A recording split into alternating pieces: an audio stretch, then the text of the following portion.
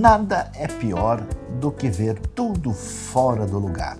Bagunça é uma palavra que assusta. Imagine isso na vida prática, na vida real. É algo que nos leva, inclusive, a rir.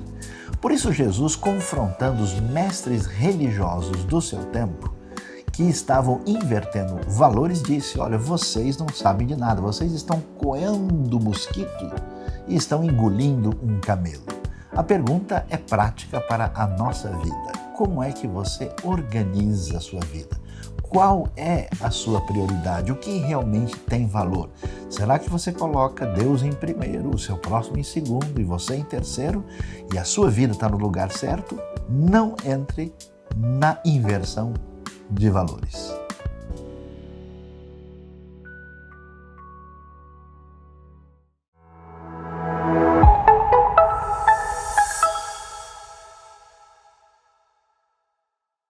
Bem-vindo a todos que estão participando conosco de mais uma celebração da IBNU. É muito bom ter você conosco para esse momento em que nós dedicamos ao Senhor a nossa alegria, o nosso louvor, a nossa gratidão por aquilo que Ele tem realizado.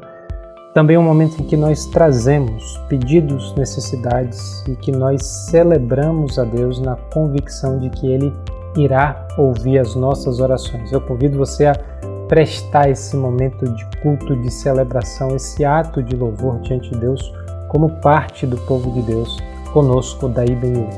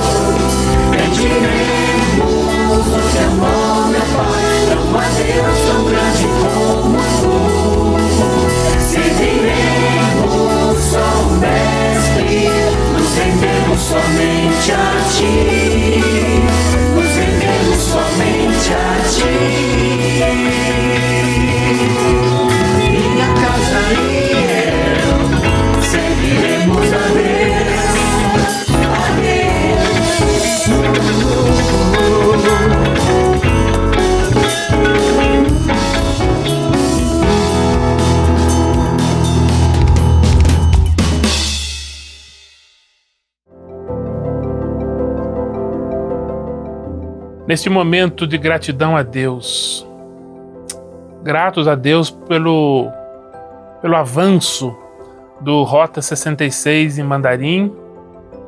Estamos aí caminhando aí para o final do Antigo Testamento e louvamos a Deus pelo irmão Ru, que tem trabalhado na parte do áudio, de fazer todo o processo de edição, tem feito isso com muito carinho. Louvamos a Deus pelos tradutores, pela equipe chinesa que há anos tem se dedicado a esse projeto. Louvamos a Deus, gratos a Deus pela vida deles.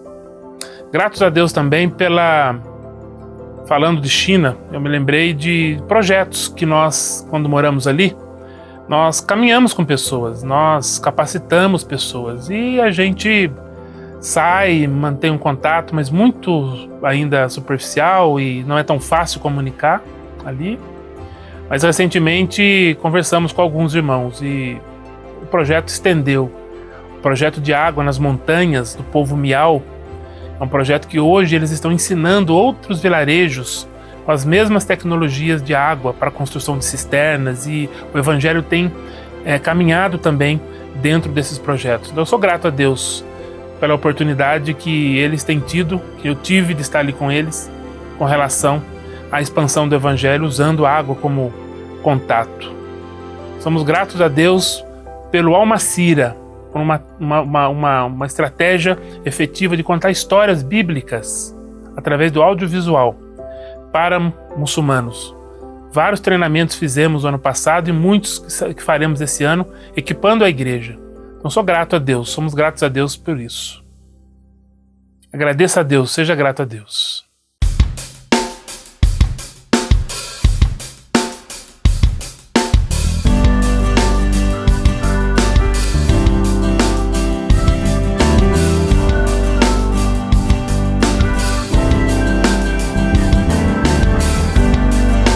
Graças eu te dou, Pai, pelo preço que pagou, sacrifício de amor que me comprou, ungido do Senhor, pelos cravos em tuas mãos.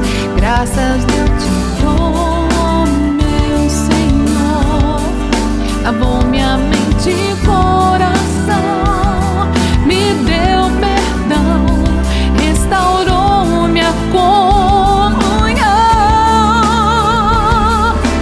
Digno é o Senhor, sobre o trono está, soberano Criador, vou sempre te adorar. Elevo as minhas mãos a Cristo que venceu, Cordeiro de Deus morreu por mim, mas ressuscitou. Digno é o Senhor.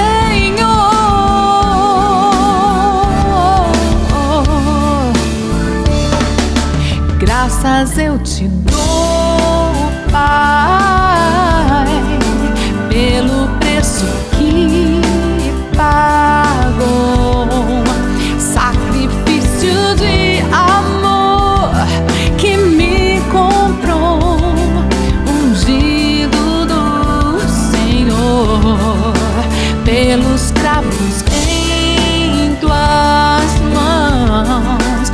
Graças eu te dou, meu Senhor, lavou minha mente e coração, me deu perdão, restaurou minha comunhão. Digno é o Senhor, sobre o trono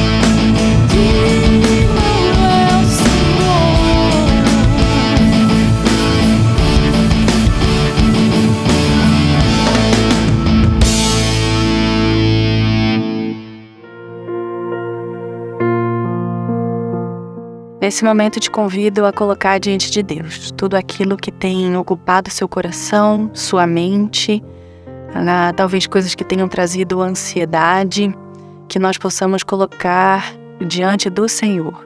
Toda a nossa vida, as nossas preocupações, situações adversas, coisas pelas quais temos passado, e nós sabemos que não temos o controle de nada, mas sabemos que podemos confiar no Senhor, que Ele é dono de todas as coisas e conduz as nossas vidas, e que possamos interceder uns pelos outros também. Que se você está em alguma situação de dificuldade financeira, se você conhece alguém que está passando por uma necessidade, alguma dificuldade de relacionamento familiar, que nós possamos levar todas essas coisas a Deus, porque Ele é o nosso Senhor, o nosso provedor, e Ele cuida de todas as coisas, Ele faz todas as coisas por nós. Vamos colocar diante dEle nesse momento. Senhor, nós queremos agradecer, porque podemos levar ao Senhor toda a nossa ansiedade, todas as nossas preocupações, tudo aquilo que tem ocupado a nossa mente, o nosso coração, planos que nós gostaríamos de executar, mas não temos como fazer. Que o Senhor esteja conduzindo todas as situações à nossa volta e também acalmando nosso coração, Senhor, que nós possamos depositar toda a nossa confiança no Senhor, crendo que o Senhor é condutor e que a Tua vontade é boa, perfeita e agradável. Que o Senhor possa cuidar de nós, Senhor, e abençoar cada um dos meus queridos, e que possamos juntos levar ao Senhor todas as nossas necessidades, confiando que o Senhor tem cuidado de nós. É em nome de Jesus que nós oramos. Amém.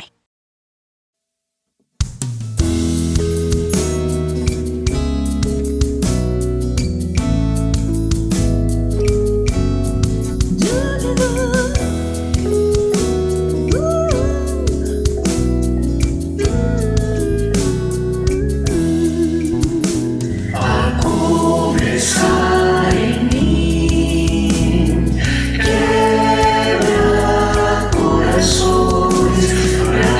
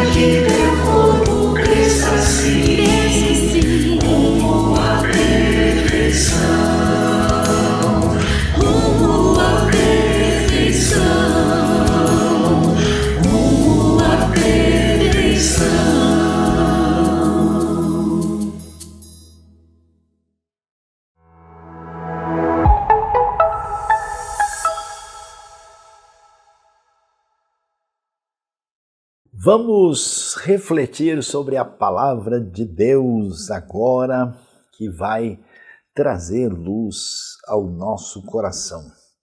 E vamos pensar sobre o tema Eu não estou bem.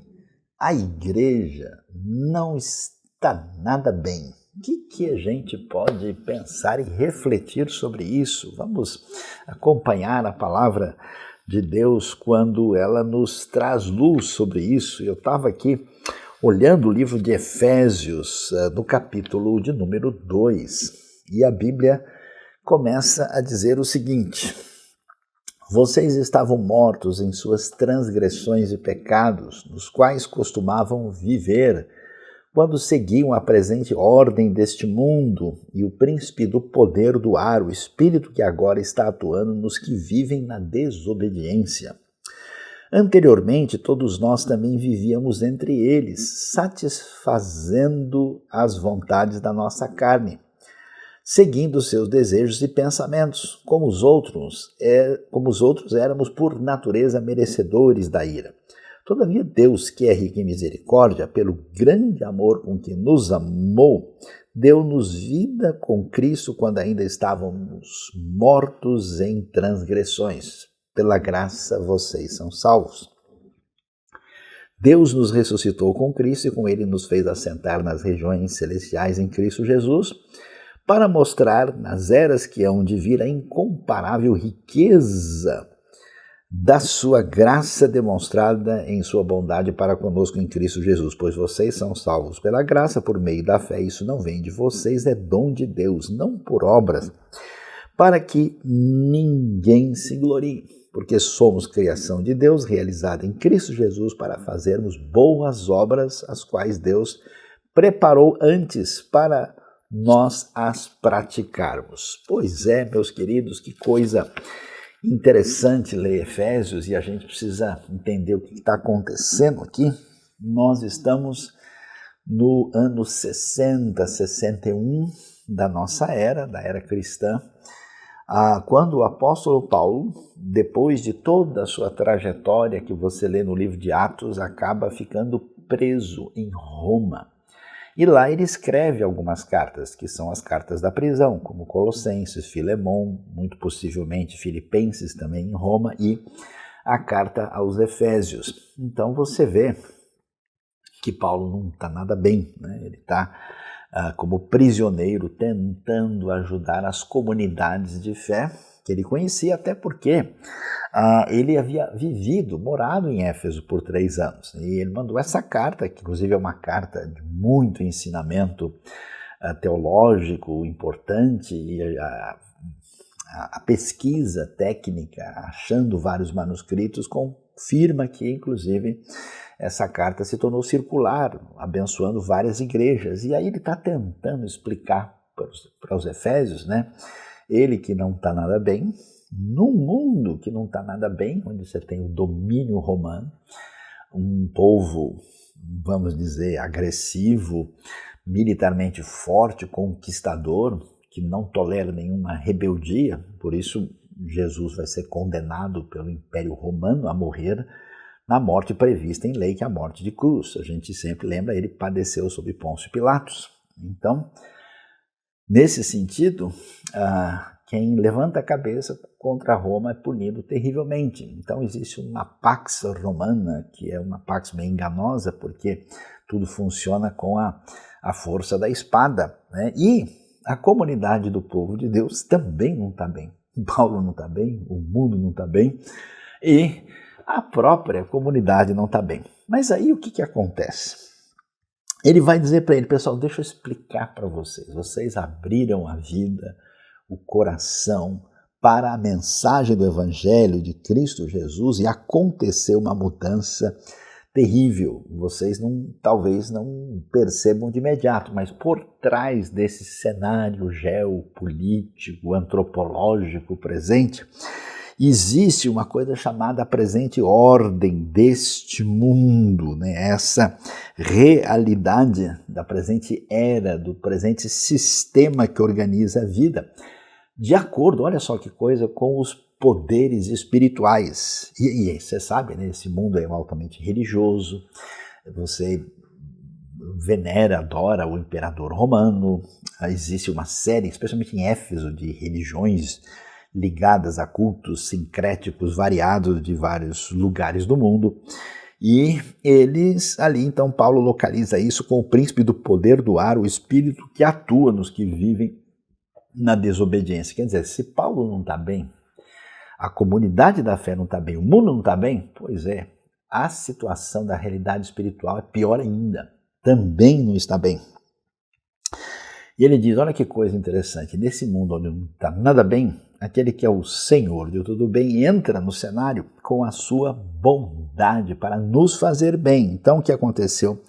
Nós também, pelo juízo de Deus, merecíamos a ira, mas Deus, rico em amor e misericórdia, como Ele nos amou, nos deu vida em Cristo quando nós estávamos condenados pela nossa vida errada e nos salvou de graça. Pela graça vocês são salvos. E a comprovação é que Cristo Jesus ressuscitou.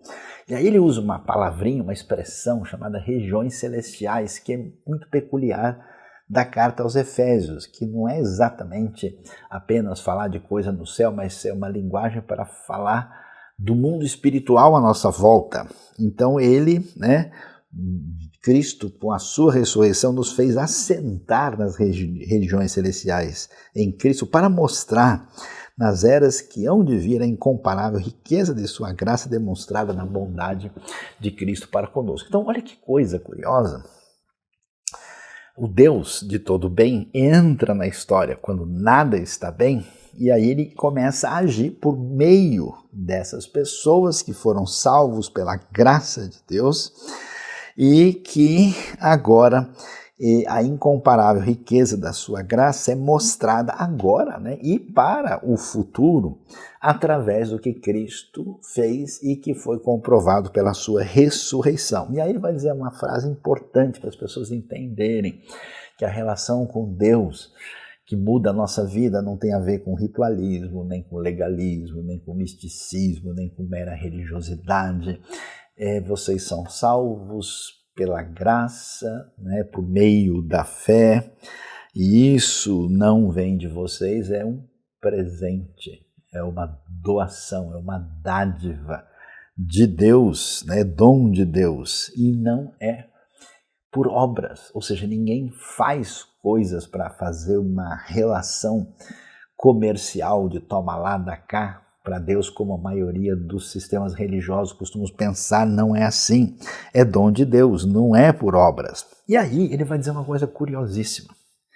Ele vai dizer uma palavra forte, que é a palavra criação, pois somos criação de Deus. Quer dizer, quando a gente pensa em criação, você lembra de Gênesis, a criação do universo, a criação do mundo, dos céus e da terra, de toda a realidade da ordem à nossa volta, daquilo que a gente chama de natureza, o ser humano, tudo que acontece aqui. Então nós somos criação de Deus, quer dizer, agora essa mudança, esse cenário, traz o que é chamado de nova criação em Cristo depois da sua ressurreição. E aí que vem uma coisa curiosa. Olha lá, tá prestando atenção? Veja bem o que diz o texto. Nós somos chamados dessa nova criação que tem a finalidade para fazermos boas obras, as quais Deus preparou antes para nós as praticarmos. Aí parou tudo aqui, a gente precisa conversar sobre isso. É interessante por quê? Porque a gente não tem o nosso poder nas nossas obras, inclusive muito mal feitas, em negociação com o Criador, com o Senhor do Universo. Mas quando essa coisa do bem divino invade a nossa vida, agora nós somos convidados, chamados a ser uma comunidade da fé ligada em fazer o bem. E é tão forte porque é criação. Deus preparou lá atrás, antecipadamente, para que a gente mostre, a gente faça transbordar essa fé que veio do bem que Deus fez, para que a gente possa fazer o bem. Então, meu bem, Vamos fazer o bem, apesar de que nada está muito bem? Essa é a proposta que aparece aí. Por isso é tão interessante a gente então olhar como é que funciona isso, apesar de a gente não estar bem, né? O mundo não está bem e uma boa parte das comunidades de fé parece não estarem muito bem, talvez um problema porque não estão fazendo bem. Aí a gente vê o que Deus tinha em mente com esse negócio. Porque quando a gente pensa em Bíblia, em igreja, em fé, em espiritualidade, logo você pensa em algum tipo de culto, de liturgia, de uma coisa ligada, que a gente pode chamar de adoração. Eu estava pensando sobre isso e dei uma olhadinha aqui, vê se você acompanha comigo um texto muito interessante que aparece em Hebreus. Hebreus é um livro interessantíssimo porque ele está comparando o seguinte, olha, vocês viram quanta coisa Deus nos ensinou sobre como é que a gente se aproxima dele e adora ele, recebe a sua mensagem desde o início da Bíblia. Então, começando com o papel dos anjos, depois com Moisés, com o sumo sacerdote, os sacerdotes, com aquilo que era feito nos sacrifícios, como é que tudo isso sintoniza uma linha que nos leva à compreensão de quem é esse Cristo Jesus que ressuscitou e que é aquele que nos mostra o Pai e que é o Emanuel, o Deus conosco e que nos convida à verdadeira adoração. Aí ele vai dizer uma coisa interessante sobre isso e faz uma transição que me chama a atenção nessa conexão com Efésios. Hebreus 13, o autor de Hebreus, que tem uma sintonia apostólica que envolve até mesmo os ensinos de Paulo, com certeza, ele diz o seguinte, no verso 15, por meio de Jesus, portanto, ofereçamos continuamente a Deus um sacrifício de louvor, que é fruto de lábios que confessam o seu nome. Quer dizer, adoração não é só um momento, é um estilo de vida que envolve um sacrifício de louvor, uma entrega que transborda em adoração e que é fruto, dos lábios que confessam o seu nome. E aí ele prossegue, diz o seguinte, a transição é curiosa. Não se esqueçam de fazer o bem, olha que coisa, e de repartir com os outros o que vocês têm, pois de tais sacrifícios Deus se agrada. Aí você vê que a Bíblia, bem compreendida, ela sempre nos leva nessa direção. Eu adoro, eu devo amar a Deus sobre tudo e ao próximo como a mim mesmo. Esse sacrifício que é uma entrega da vida a Deus e uma entrega ao próximo. Então, o que a gente começa a perceber aqui? Que Deus vai construindo nessa história toda é uma comunidade de serviço, uma comunidade de fazer o bem. Por quê? Não está nada bem, né? Então, é necessário que essas pessoas que receberam o bem venham fazer isso.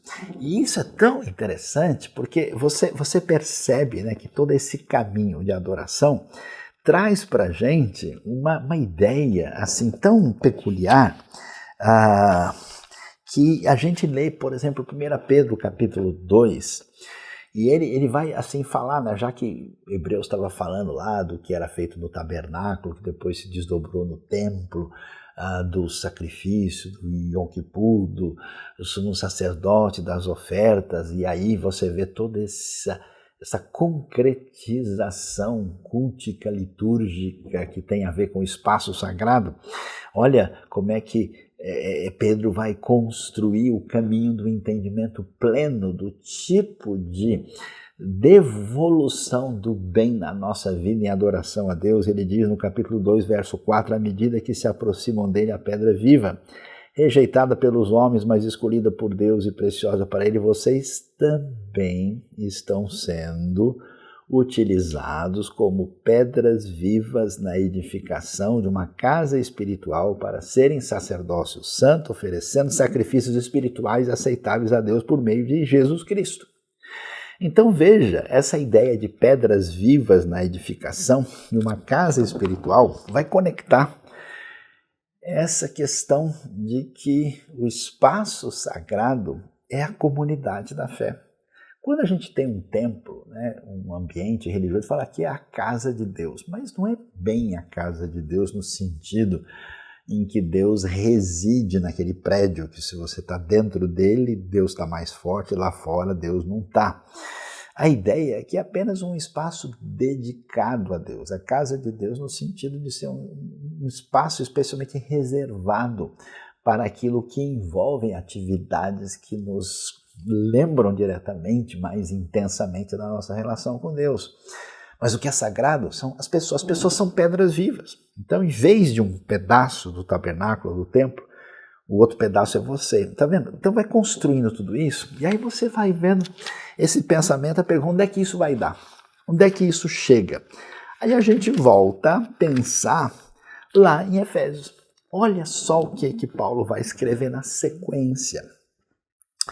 Ele diz para nós assim, no capítulo 3, portanto, por essa razão eu oro eu, Paulo, prisioneiro de Cristo Jesus, em favor de vocês, gentios. Então, olha só que coisa curiosa, né? Paulo apresenta, né, a sua palavra, até o texto assim é um pouco, vamos dizer, solto no primeiro versículo. Os estudiosos tentam relacionar com o verso 2, porque ele parece uma declaração meio assim, vamos dizer, que explode para ali mesmo, né? E aí Paulo vai dizer que ele é prisioneiro, porque ele está lá na cadeia em Roma, e ele está orando em favor dos gentios. E aí ele diz, pessoal, olha que coisa, a gente descobre, Paulo não está nada bem, né? O mundo não está nada bem. E as próprias comunidades de fé precisam de direcionamento, porque eles estão com vários problemas, eles também não estão bem. E aí, o que ele vai dizer, pessoal? Veja que coisa. Como é que Deus entra com aquilo que se desdobra no bem, no meio do ambiente onde nada está bem? E aí Paulo começa primeiro a dizer, olha, sabe de uma coisa? Acho que a primeira questão forte que envolve aquilo que tem a ver com fazer o bem é curioso, né? É uma dedicação à oração. Efésios é uma carta tão teológica, tão profunda, muitos chamam de a rainha das cartas do Novo Testamento, competindo ali com Romanos. E aí quando a gente olha para o texto, a gente vê que tem oração para tudo quanto é lado. É cheio de oração no capítulo 1. Ele começa o capítulo 3, ele diz que está orando, e mais para baixo ele vai voltar a falar em oração. Chegando no capítulo 6, ele fecha o trecho da grande armadura de Deus com oração. Então, acho que a primeira coisa que envolve fazer o bem é a oração. A comunidade do povo de Deus que caminha na direção de ser saudável é uma comunidade que se volta para a oração. A oração é a confirmação, é a confissão concreta que a gente não depende das nossas forças, que a gente espera em Deus, que a gente tem fé, que a gente manifesta a nossa condição de estar numa posição de humildade pedindo a Deus que Ele defina os nossos caminhos. É a confiança de que eu não consigo pela minha própria capacidade, por isso eu preciso mesmo de Deus. E então a oração marca isso, né? E então nós temos aqui uma santa confrontação dessa autossuficiência que mostra que a gente não está bem por meio da oração. E aí ele vai falar de uma coisa curiosíssima, porque a gente pensa, olha, o mundo está com tanto problema, as comunidades têm tanto problema, as pessoas têm tanto problema, como é que a gente resolve? E aí a gente tem várias ideias brilhantes. É só fazer isso, é só construir aquilo. Se a gente mudar a economia assim, mudar a política assim, se a gente fizer esse método, até as igrejas cada hora surge aí um novo jeito mágico, poderoso, eficiente de construir isso, e a gente vai que aquela onda, vê que a onda vem e tal, depois ela desaparece. Muito interessante como essas coisas vão nessa direção. E aí Paulo diz, sabe como é que Deus resolveu trabalhar para abrir esse caminho do bem no meio do mundo e das pessoas que não estão bem? Ele vai dizer, certamente vocês ouviram falar da responsabilidade imposta a mim em favor de vocês pela graça de Deus, o mistério que me foi dado a conhecer por revelação, como já lhes escrevi em poucas palavras. Ao lerem isso, vocês poderão entender a minha compreensão do mistério de Cristo. Esse mistério não foi dado a conhecer aos homens de outras gerações, mas agora foi revelado pelo Espírito aos santos apóstolos e profetas de Deus, significando que, mediante o Evangelho, os gentios são co-herdeiros com Israel, membros do corpo e participantes da promessa em Cristo Jesus. Deste Evangelho me tornei ministro pelo dom da graça de Deus a mim concedida pela operação de seu poder. Aí a coisa aqui pega fogo, pessoal. Que coisa impressionante. Por quê? Porque a gente poderia imaginar quais seriam os caminhos mais adequados de Deus levar a proposta do bem do Evangelho naquele mundo tão necessitado. Esse mundo é muito complicado. E por que não estão bem? Porque tudo é dividido. Os grupos humanos estão ilhados. Cada grupo peculiar resolve enfatizar o seu protagonismo. Então você está no mundo romano. Os romanos dizem, nós somos o grande império romano. Os outros são todos inferiores, foram conquistados, derrotados em batalhas, não se comparam com a grande Roma. Uma coisa é ser cidadão romano, o resto é resto. Já os gregos dizem, os romanos podem até ser bons de arma, de exército, mas nós conquistamos Roma pela nossa sabedoria. Nós somos os reis da filosofia, do conhecimento profundo. Então, o grego tinha toda uma compreensão da sua condição intelectual diferenciada no mundo antigo. E o ambiente judaico, assim, Deus trouxe a sua palavra através de nós. Nós temos o conhecimento do sagrado. Aqui em Jerusalém, no templo, quem não é na nossa tradição nem pode passar de certos limites. Então, você percebe, judeu, grego, romano. E o resto nem se fala. Os próprios pessoas do mundo greco-romano falavam que os outros povos eram bárbaros. Quer dizer, eles nem sabem falar direito. Quando eles abrem a boca, sai bárbaro. Uma barbaridade, uma loucura.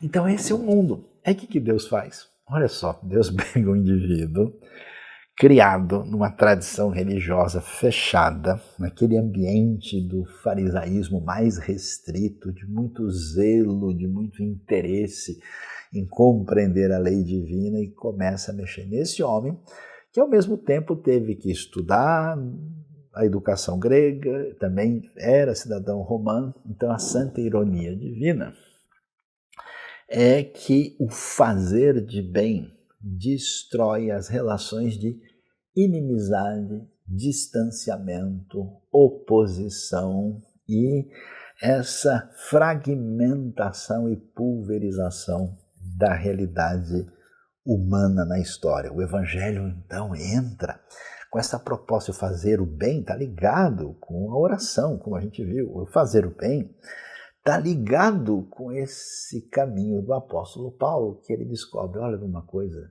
o povo de Deus agora, a gente conhece a história, como Deus fez o que fez na história de Israel, e agora eu descobri que o Evangelho, mediante esse Evangelho, os gentios são co-herdeiros com Israel, membros do mesmo corpo e co-participantes da promessa de Cristo Jesus. Então, esse caminho de proximidade mediante Cristo, ele é absolutamente impressionante.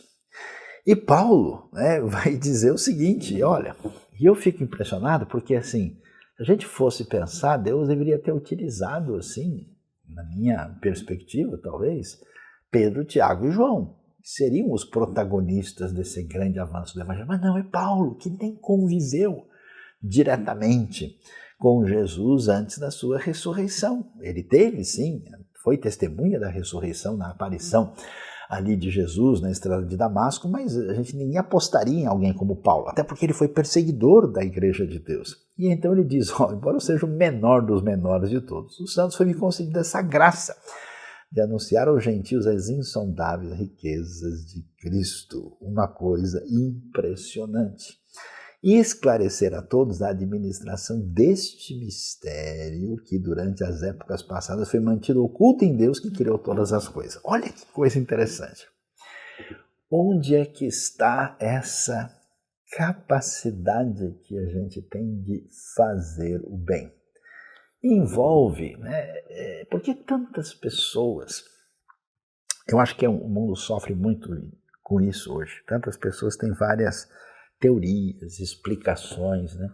E eles entendem de tudo, entendem como é que a história caminha, e aí conseguem fazer previsões em função disso, eles entendem também como funciona a história da fé, né? Aliás, tem essa febre toda hora, olha, eu estou sabendo o que vai acontecer com a igreja e com o mundo religioso nos próximos anos. Pois é, Paulo diz que Deus, quando atuou na história e fez o que fez, tudo isso foi, sabe o que? Um mistério. Mistério que afronta, né? A ação divina é uma afronta contra essa divisão e repúdio entre os povos, essa autossuficiência que não depende da oração, e é uma afronta contra essa atitude pseudo-sábia de interpretação da história humana e da história da fé. Ele diz, olha que coisa interessante, Deus fez um negócio que ele escondeu de propósito. É uma palavra muito utilizada aqui em Efésios 3, que é a palavra mistério. Olha, o mistério é que Deus fez um negócio que ninguém sabia como é que ia ser. Deus pegou todo mundo de surpresa, né? Tipo, achou, né? Deus pegou e fez um negócio que está nesse negócio que a gente chama de insondável, inescrutável, absolutamente assim, imprevisível. É a palavra muito nítida que vai nos dizer o que está acontecendo aqui. E então, o que ele diz? Esse foi um mistério que foi mantido oculto em Deus que criou todas as coisas. E aí ele chega lá. Atenção, está preparado? A intenção de tudo isso, dessa graça que era que agora, mediante a igreja, a multiforme sabedoria de Deus se tornasse conhecida dos poderes e autoridades das regiões celestiais, de acordo com o seu eterno plano, que ele realizou em Cristo Jesus, nosso Senhor, por intermédio de quem temos livre acesso a Deus em confiança pela fé nele.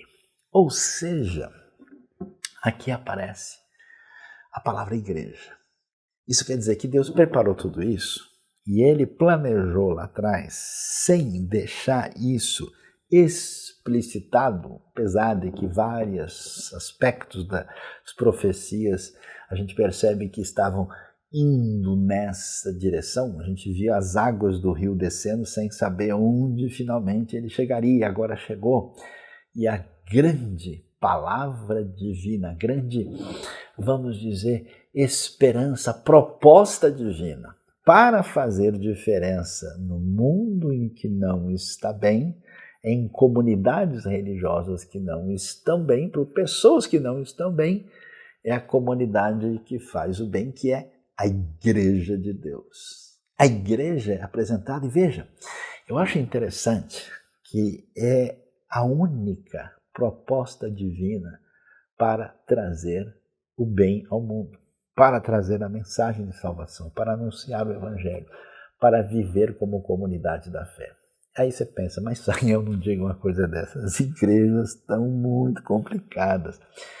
É verdade, elas estavam aqui, por isso você tem o Novo Testamento cheio de carta. Atenção, pessoal, nós somos tudo carne de pescoço. Você, se jogar você no mato, o mato devolve, não quer. A gente é complicado porque a gente é ser humano falho por definição, finito, limitado e, claro, com natureza pecaminosa. Então, qual é a questão? A igreja tem a porta aberta, qualquer pessoa entra, é um ambiente franco. Né? Você vai em vários ambientes do mundo, para você fazer parte de uma associação, de uma ONG, de um grupo, você tem que entrar tudo no quadrado. A igreja não. Tem gente de todo tipo lá dentro. Então, por isso é um grande desafio, mas a proposta de Deus é exatamente essa. E ele diz, olha, essa era de trazer para a gente, a igreja, o que mostra a multiforme sabedoria de Deus. Então, isso é interessante, né? Porque, de novo, a gente é refém das nossas particularidades que sugerem o nosso controle. E Deus tem um jeito de agir que envolve a sua multiforme sabedoria. Isso é muito importante. Por isso, quando a gente descobre isso, a gente baixa um pouco a bola. A gente para de dizer, olha, a coisa é só desse jeito aqui. Não, para funcionar tem tal. Mas isso aqui não é bem do jeito que eu acho. A gente diminui um pouco, né, esse peso, essa pressão em cima daquilo que a gente determina como mais adequado, porque essa sabedoria de Deus que se manifestou de modo misterioso, esse mistério culmina na igreja. Então, o único meio pelo qual Deus age na sua proposta é por meio dessa comunidade da fé que encontrou o bem que nos foi trazido por meio de Cristo Jesus para levar essa comunidade a fazer o bem. Agora, você lembra lá de Efésios 2, quando a gente leu lá atrás, você viu o que ele foi falar? Que o que Cristo Jesus fez pelo poder da sua ressurreição nos leva a uma situação de libertação daquilo que envolve a presente ordem desse mundo e o príncipe do poder do ar, o espírito que atua naqueles que vivem na desobediência. E ele menciona no verso 6, né, que Cristo nos leva, né, a uma posição de triunfo nas regiões celestiais. E olha que coisa, o mundo não está bem porque existe uma influência espiritual do mal presente, descrita em Efésios, através dessa realidade dos poderes e autoridades nas regiões celestiais. O que Deus faz? Eu acho muito legal isso. Deus cria essa comunidade de irmãos em Cristo Jesus. A palavra irmão, ela é poderosíssima, ela acaba com todo distanciamento entre as pessoas, né? Você chama alguém que não tem nada a ver, que vem de outra etnia, que fala outra língua, que não tem a sua história, você chama de alguém como se fosse filho do seu pai e da sua mãe. É altamente revolucionário. Então, quando Paulo menciona isso, ele diz, tudo isso que Deus fez, ele fez para que se tornasse conhecido dos poderes e das autoridades nas regiões celestiais. Quer dizer, um enfrentamento do mundo espiritual do mal. Fazer o bem de modo a afugentar aquilo que envolve a inspiração do mal por trás da realidade visível. A comunidade é chamada a fazer diferença, a fazer o bem. E tudo isso Deus tinha na agenda dele. E ele não tinha mostrado para ninguém o seu eterno plano que ele realizou em Cristo Jesus. E que coisa impressionante, porque nesse mundo confuso, no mundo de tanto misticismo e de pessoas que fazem todo tipo de coisa para tentar pegar uma migalha de inspiração do mundo sagrado para poder lidar com os desafios existenciais e espirituais da vida, ele diz, por meio de Cristo Jesus, nós temos livre acesso a Deus em confiança pela fé nele. Nós somos chamados a fazer o bem. A nossa adoração, ela se define agora como a comunidade que é feita de pedras vivas. De acordo com Efésios 2, ali, verso 10, o projeto de Deus é que a gente viesse a praticar essas boas obras em total sintonia com Hebreus capítulo 13. Isso envolve aqui claramente a oração, a compreensão daquilo que envolve o agir divino, a integração na comunidade da fé que é a Igreja de Deus, a trabalhar na direção de anular aquilo que separa as pessoas nas suas relações, que impedem que elas vivam uma vida frutífera para o benefício do reino de Deus, a enfrentar esse poder do mal através daquilo que nós vemos em Cristo Jesus e, claro, a ser uma comunidade que está dedicada a fazer o bem. Por isso, essa igreja primitiva fazia isso. Eles prestavam atenção nos necessitados e faziam as suas doações para ajudar quem estava numa situação de vulnerabilidade. Eles eram conhecidos, né, por aquela comunidade daqueles que repartem o pão, daqueles que fazem o bem, aqueles que são tomados de misericórdia, né, Jesus, ele era atingido, né, por profunda compaixão diante das pessoas que estavam em sofrimento, ou seja, esse povo de Deus que não pode se esquecer de fazer o bem, o que é enfatizado em Gálatas, o que é enfatizado em Tiago, eles colocam os seus dons e as suas capacidades, aquilo que eles têm a oferecer, para de alguma maneira somar no reino de Deus, a fazer diferença. Então, como é que você, que faz parte dessa grande obra, dessa pintura histórica chamada Igreja de Deus, como é que a sua vida está fazendo diferença no mundo?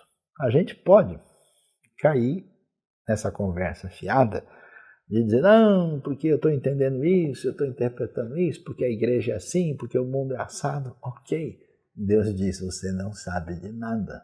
O que eu faço na história chama-se mistério. Nem os donos da lei, nem os donos da sabedoria, nem os donos do poder nunca entenderam o que Deus estava fazendo e simplesmente ele fez. Por pessoas como Paulo, aqueles pescadores da Galileia e outras pessoas que não estavam bem e foram mudados para transformar o mundo, anunciando o bem e praticando o bem. Agora, sabe o que me chama a atenção? Eu acho muito legal isso.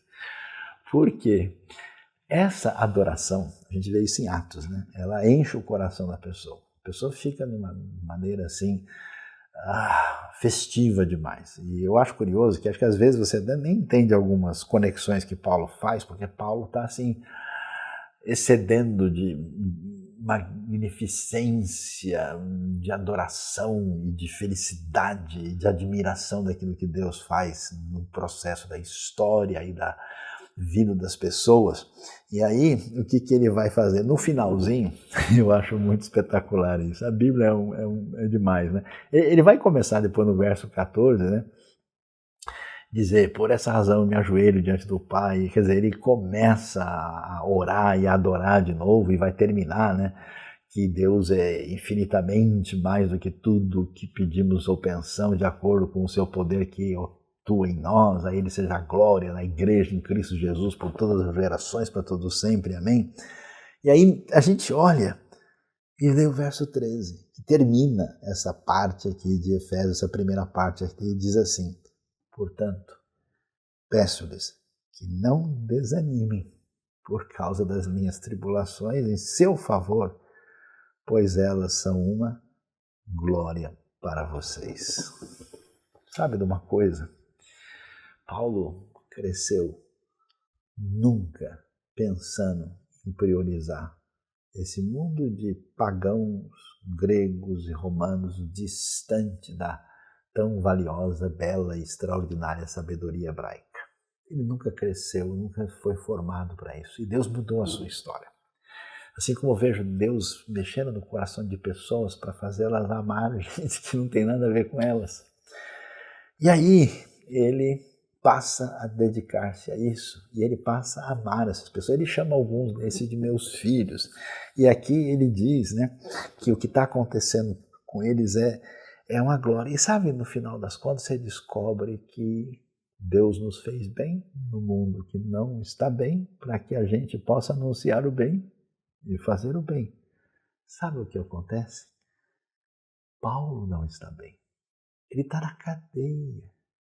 Ele está preso. Ele já está com uma idade já avançada. Ele já está aí uns 15 anos na estrada desse anúncio do Evangelho. E eu imagino seu sofrimento físico, a sua condição, a sua angústia, a sua dor, toda a opressão que tem sobre ele na prisão. Mas sabe de uma coisa? Ele só tem uma preocupação.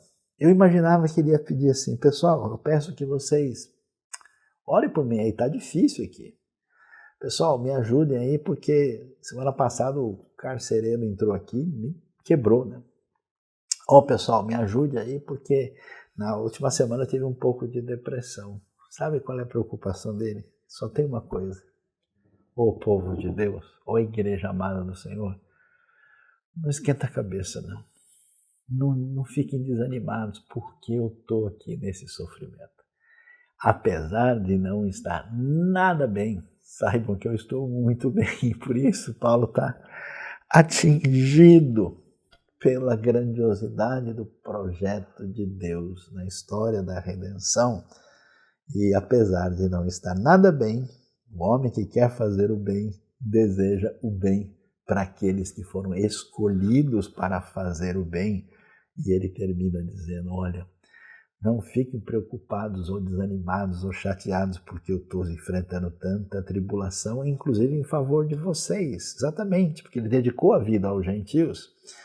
E isso, na verdade, pois tudo isso é uma glória para vocês. Então, minha pergunta para você: tudo bem? Você está bem? Olá, meu bem, como é que está? Ou será que você não está tão bem assim? Eu acho que você precisa ficar bem. Uma maneira de ficar bem é ver como é que Deus desenhou bem na história. Como é que Ele fez bem a você, a mim e a nós em Cristo Jesus. Como é que Ele nos encaminhou de uma maneira a enfrentar o mal. Como é que Ele protegeu esse bem tão especial que quem está de fora nem consegue enxergá-lo, porque ele é, de certa forma, misterioso. E você nunca vai estar bem se a sua vida não for conduzida para fazer o bem, para se desdobrar numa doação, nesse sacrifício que adora a Deus e que faz dos dons, das capacidades, do que você tem, um caminho de bênção para as pessoas no reino de Deus. Deus abençoe a nossa vida, abençoe nosso coração. E eu peço que Ele coloque a sua mão de bênção, de transformação, de graça na sua vida. E aí a gente vai saber que, apesar de tanta coisa não estar tão bem, vai ficar tudo bem. Amém.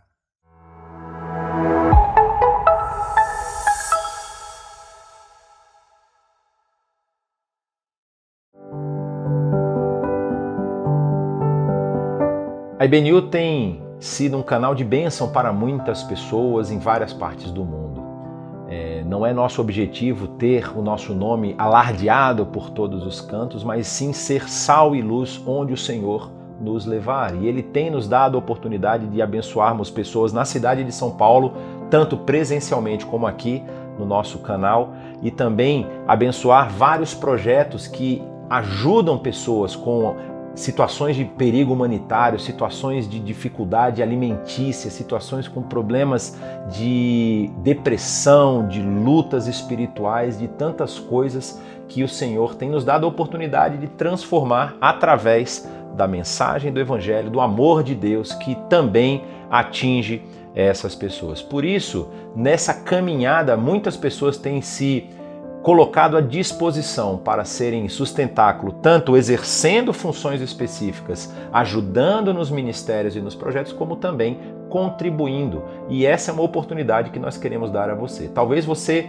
quer ajudar pessoalmente, ou você tem um projeto que você sabe que pode abençoar pessoas na região onde você está, quiser falar conosco, entre em contato aqui com a IBNU através dos telefones e dos canais. Pode inclusive escrever uma mensagem aqui no nosso chat que a gente vai entrar em contato com você para saber como você pode ser bênção aí na sua região e como a IBNU pode ser bênção para você, para ajudar no seu ministério, no seu projeto. Mas se você quer fazer isso de uma forma talvez remota, você pode contribuir com os projetos que a IBNU tem apoiado a partir aqui da nossa sede em São Paulo. Por isso, nesse momento nós queremos colocar a nossa vida, colocar as nossas finanças, colocar as nossas aptidões diante do Senhor, para que o Espírito Santo do Senhor nos oriente como nós devemos viver e proceder nesse momento que nós estamos vivendo aqui. Vamos orar?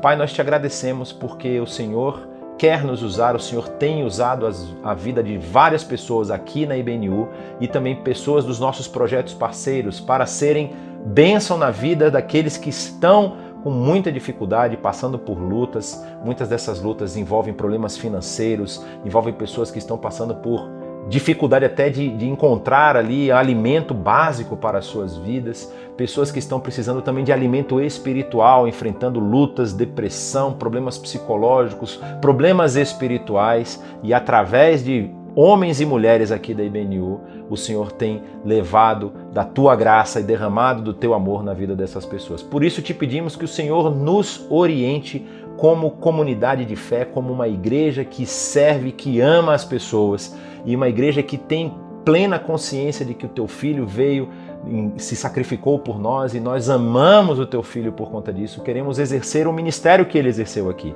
Nos ajuda, Senhor, a aplicar a nossa vida inteira, não apenas 10% dela, não apenas 10% dos valores que são colocados em nossas mãos aqui, mas 100% daquilo que nós temos e que nós somos esteja à tua disposição, para que as pessoas que cruzarem o nosso caminho possam perceber o teu amor que também atinge a vida delas. Senhor, nos orienta, nos instrui, nos dá sabedoria em tudo aquilo que nós formos fazer e que em tudo aquilo que nós fizermos, o seu nome seja glorificado e o teu reino seja propagado para a glória do teu nome e a glória do teu Filho também. Assim oramos no nome do teu Filho amado Jesus. Amém e amém.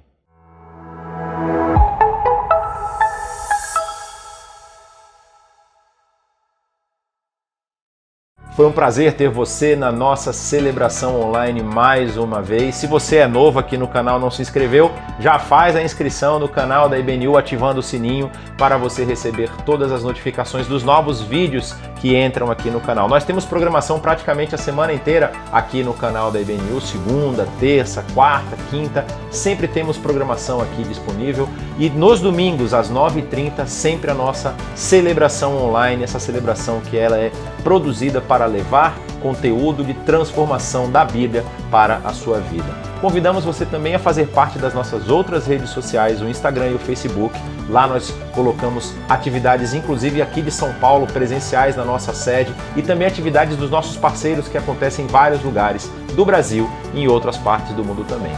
E já convido você a estar conosco na próxima semana, de novo, às 9h30, aqui no nosso canal. Que Deus o abençoe e que você seja canal de bênção para as pessoas que estão ao seu redor.